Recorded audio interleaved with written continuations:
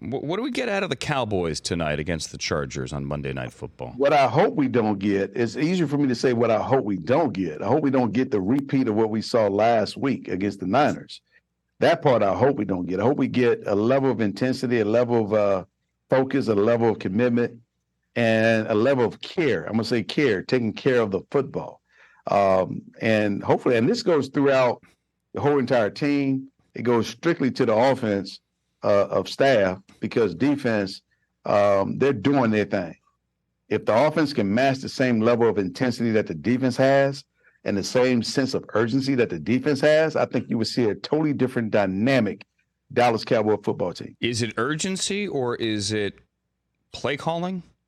It's a combination of both, urgency and play calling. I think the play calling has to expand. I think I need to see a little bit more creativity in terms of the key players being put in positions to make plays, and a much more broader, diversified number of players making plays.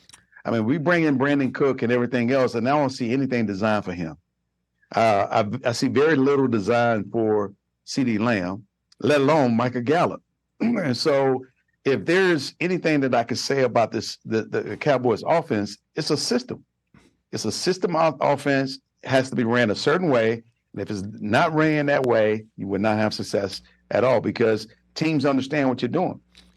Versus disguising things and building upon things and letting something set the next thing up. I don't see none of that happening.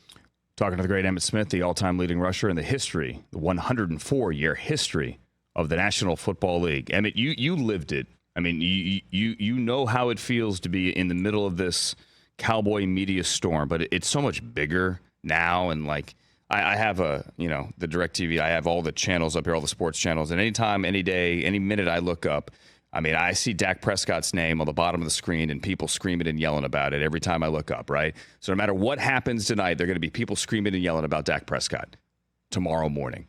That said, Kellen Moore is calling plays for the Chargers tonight for Brandon Staley. And if it goes poorly tonight for the Cowboys, you know what they're going to be yelling tomorrow on those screaming head shows. Emmitt, how do you deal with all that? Like, I mean, it just feels like there's never, no matter what you do, no matter how well you play, and he hasn't played his best this year, they haven't collectively played their best. Like, it never ends. It doesn't, because you are the Dallas Cowboys. Number one, you inherited that legacy. And number two, you have to understand what that legacy truly means and what's expected of you as an individual player or as a team. In order to meet that standard, you truly have to go deep in the archives to understand what made great teams great teams. And I'm not sure if the Cowboys have done that, or this current team, or the staff themselves. Some people are just taking jobs. For me as a player, it was not about the job. For me, it was about creating and cementing a legacy. And the only way you could do that is by winning championships. And so the focus, and Jimmy's focus, was winning championships, doing things that people say you cannot do. And those are motivating factors. And so putting my talent aside, I had to ask myself, what can I do to help this team become better? And what do I need to do to become a better player? And that focus, that became my focus. That became the focus of the team, because I know one thing: they did not draft me and draft Troy and Michael and everyone else that they drafted to be 115. They drafted us and Jimmy built us to become champions. And that began in practice. We're talking about two different eras of football.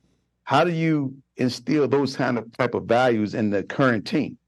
I have no clue with today's environment. Everybody can take off when they want to. They can practice when they want to. They can do whatever they want to, however they want to do it.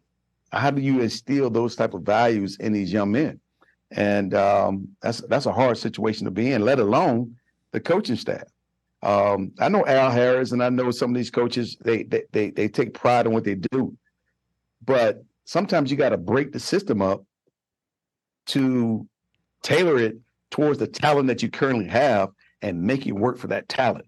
And then you can start massaging some of these other components into the mix. Catch the Rich Eisen Show every single day on the Roku channel, 12 to 3 Eastern, for free.